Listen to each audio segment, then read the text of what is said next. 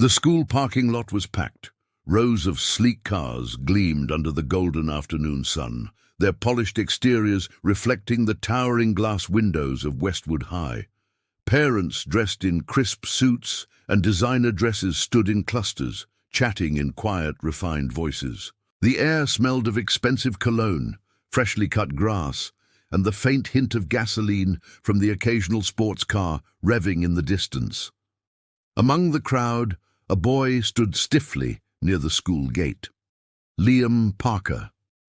15 years old, tall.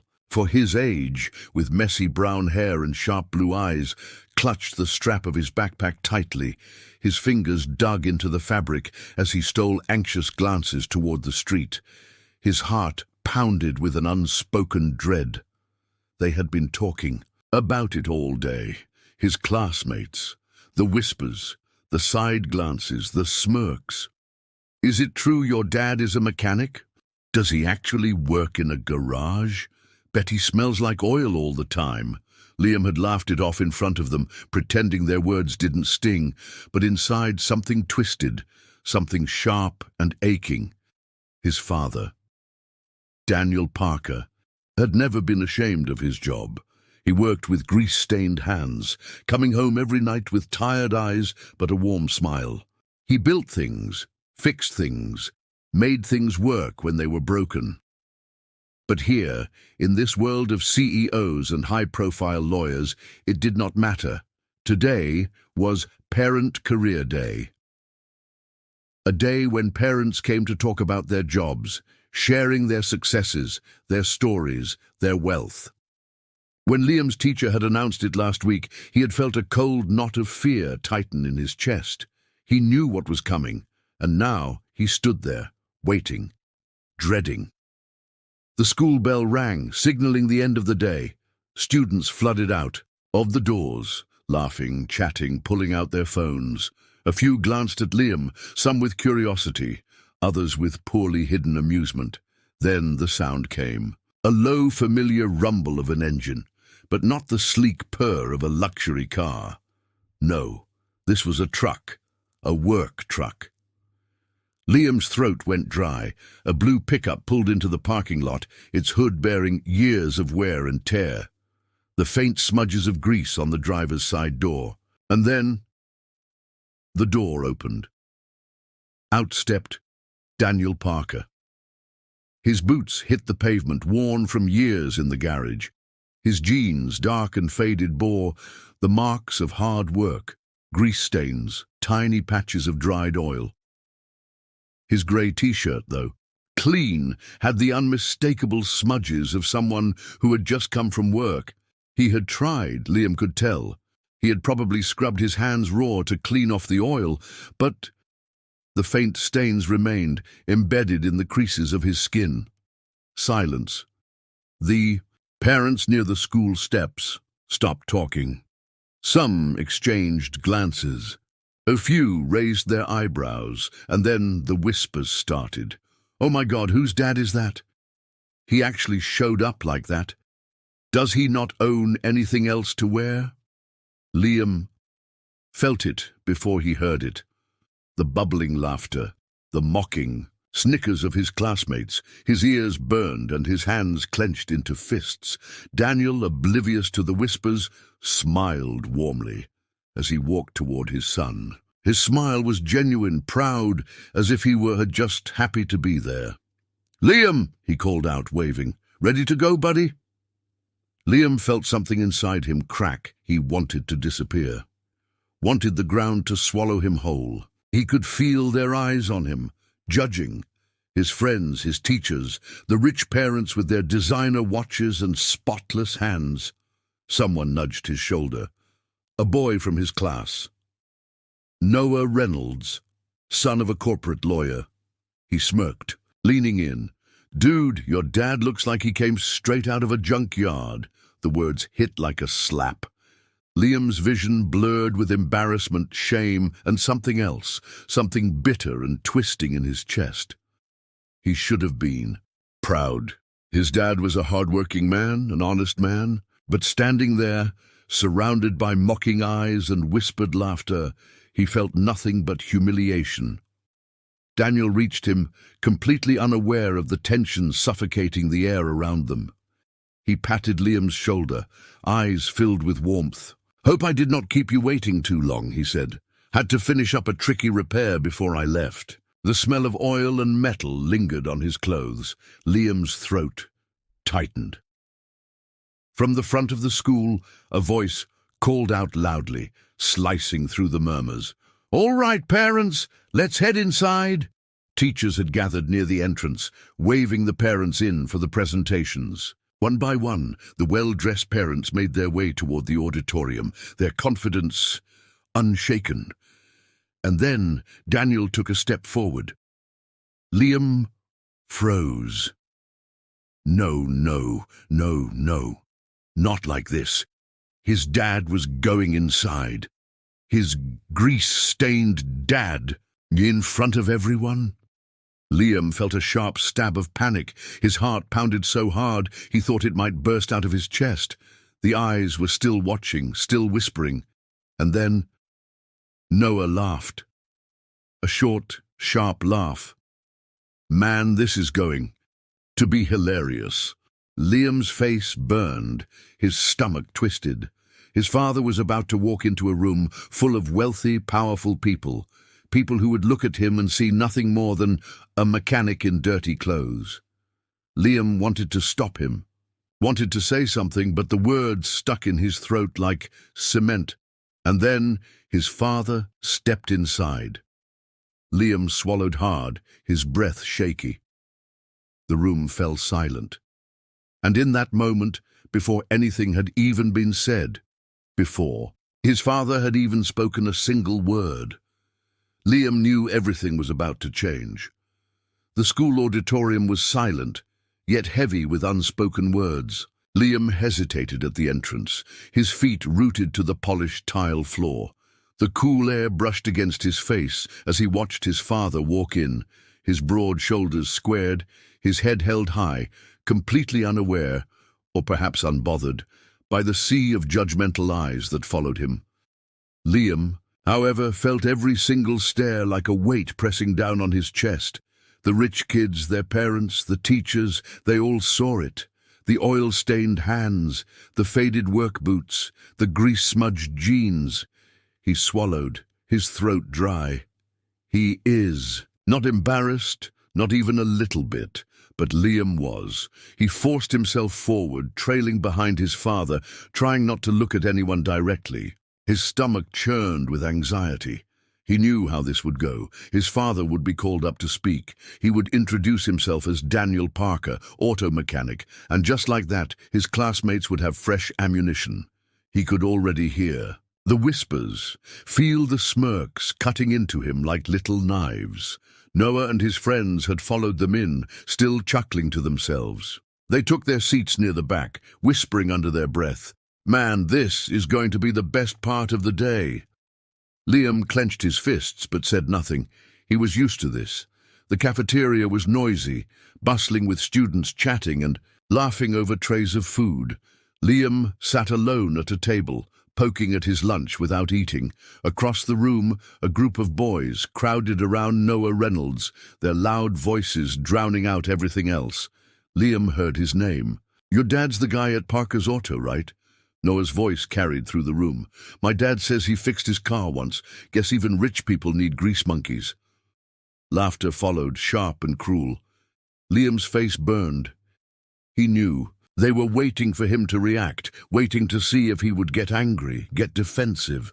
But what was the point? No matter what he said, no matter how many times his father told him to be proud of their life, proud of honest work, it never mattered here. Because here, money was power, and Liam, he had none.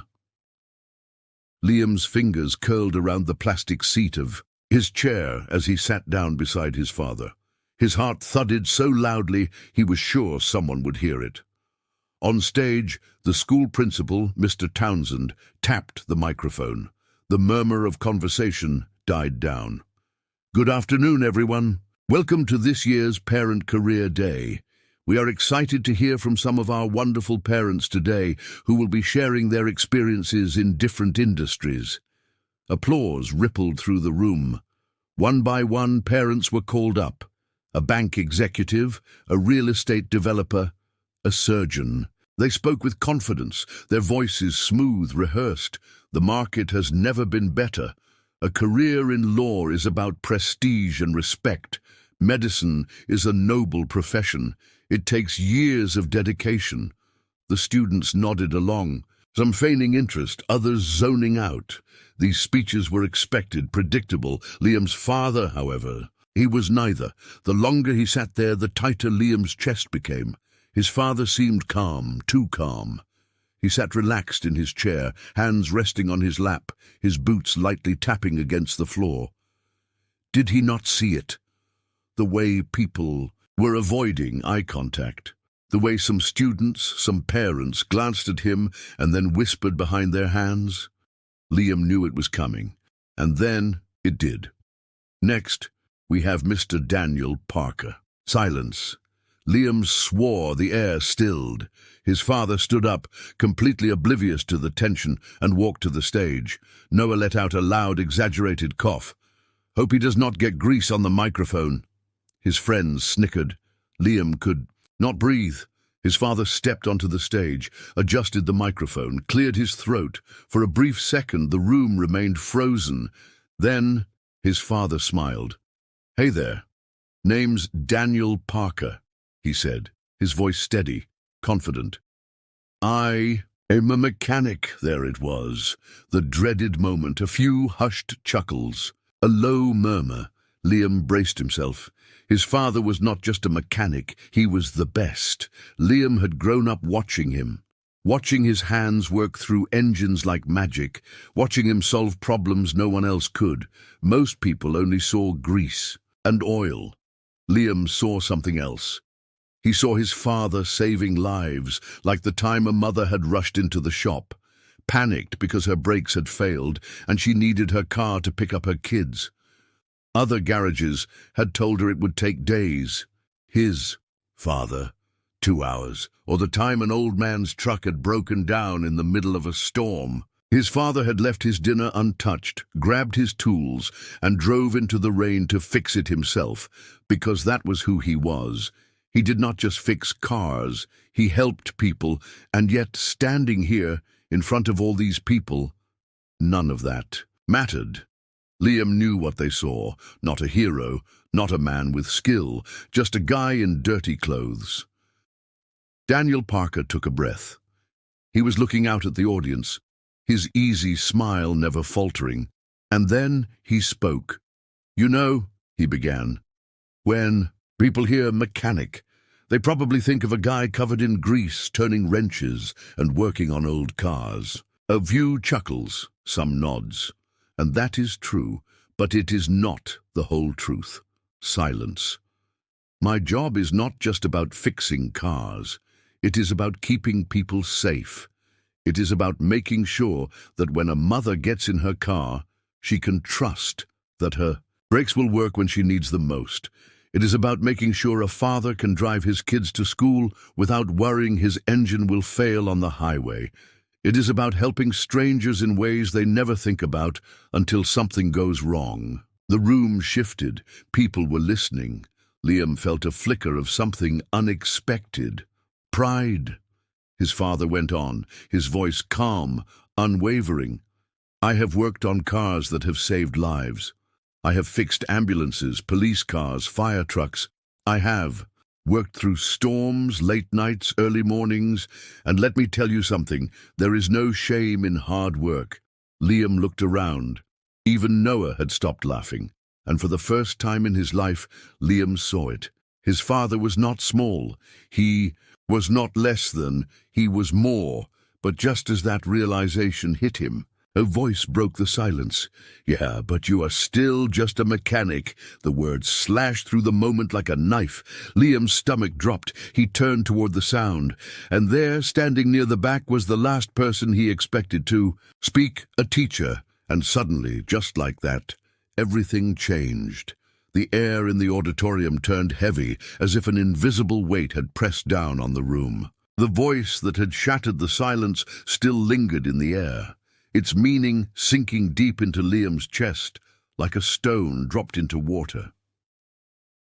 His father stood frozen at the podium, his smile unwavering but his fingers tightening subtly around. The microphone. Liam turned toward the voice, his heart pounding. It was Mr. Kensington, a history teacher, someone who had never spoken to Liam much before, but now stood near the back of the room, with his arms crossed, eyes sharp and unreadable. "Fixing cars is important," he continued, his voice smooth, calculated. "But let's be honest here.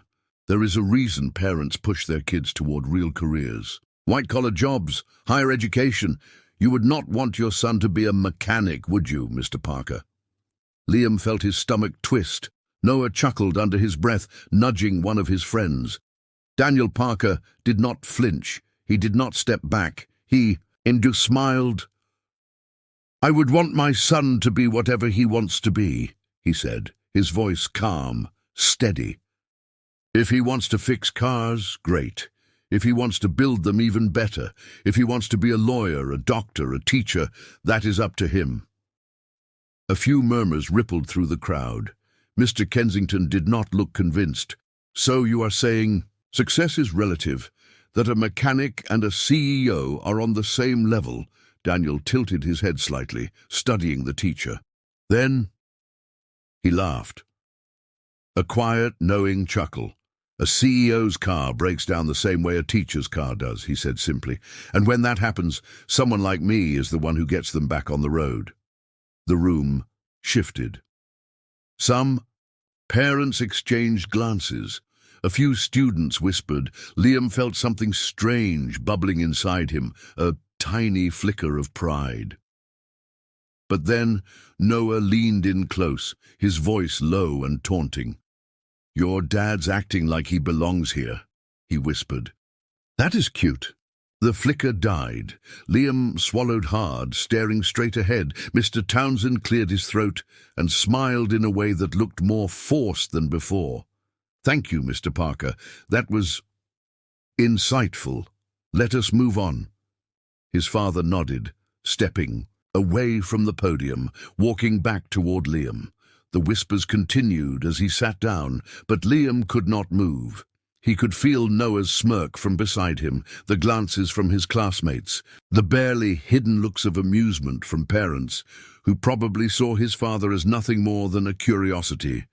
And worst of all, he felt ashamed for feeling ashamed. His father had done nothing wrong. He had not embarrassed him. He had spoken the truth, and yet Liam wished he could disappear. The assembly continued, but Liam barely heard any of it. He sat stiffly in his chair, head low, his father sitting beside him as if nothing had happened. When it was over, students and parents filtered out of the auditorium, buzzing with conversation. Liam kept his eyes down, hoping to escape unnoticed. But then Liam...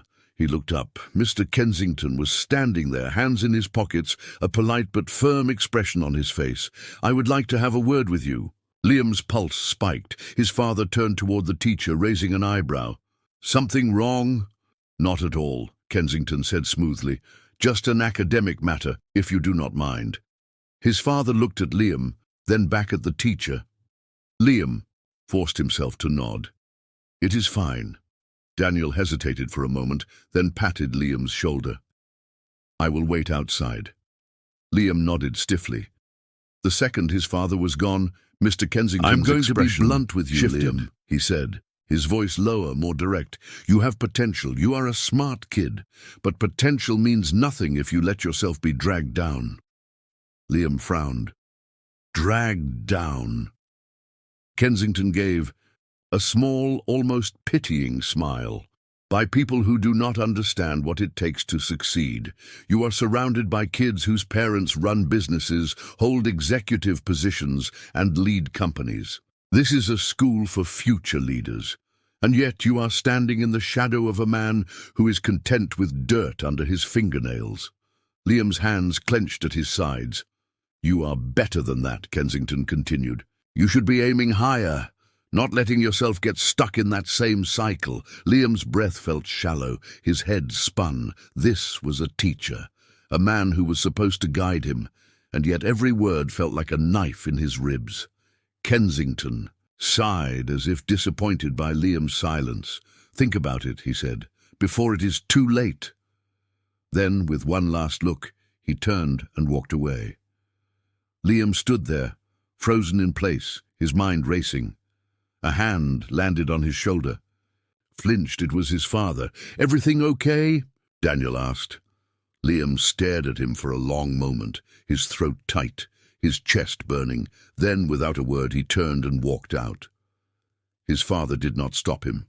The ride home was quiet. Liam sat in the passenger seat, staring out the window, watching as the familiar streets blurred past. The small diner on the corner, the neighborhood gas station, the garage where his father spent most of his days. His father did not speak. He did not push. He never did.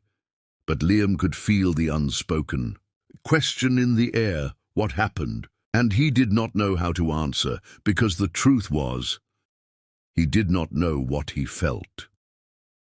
Anger, shame, guilt. He clenched his fists, staring at the calluses on his father's hands as they gripped the steering wheel. A memory surfaced.